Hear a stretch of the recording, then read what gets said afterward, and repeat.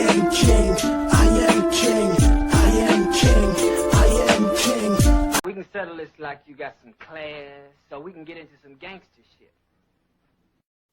Hey, subscribe to the channel.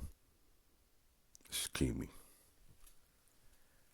You know, this is one of them cases you just can't forget, you know.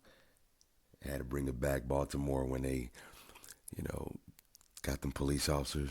I think this happened at least about 3 years ago, but, I mean, corrupted police officers. But it was just like, how many is it? You know, I know it's a lot of them. So, you know, when you see it, it's kind of like, you just, you don't forget it. Let's check it out. The Gun Trace Task Force was at the center of one of the biggest corruption scandals in Baltimore police history. Today, the leader of the disgraced unit begged a judge for mercy. Another officer's sentence just handed down. WJZ investigator Mike Halgren live at the courthouse downtown with the breaking developments. Mike?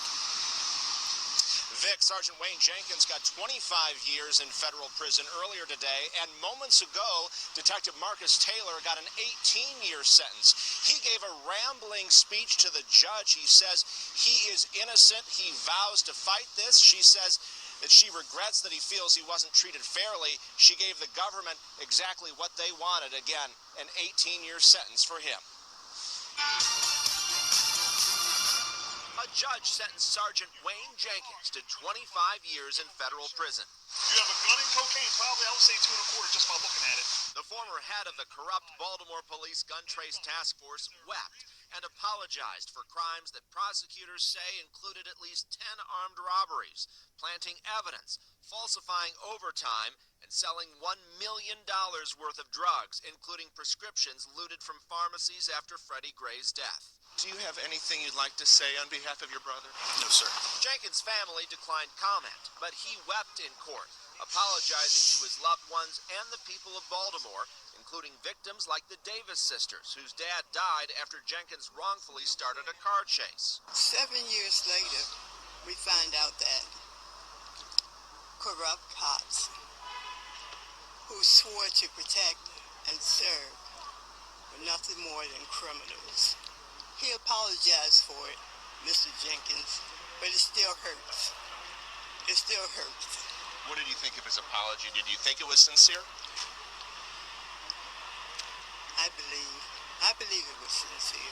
Do you trust the police department after what your family has been through? No, sir. No, never. Can anything change that? I don't think so. Not now.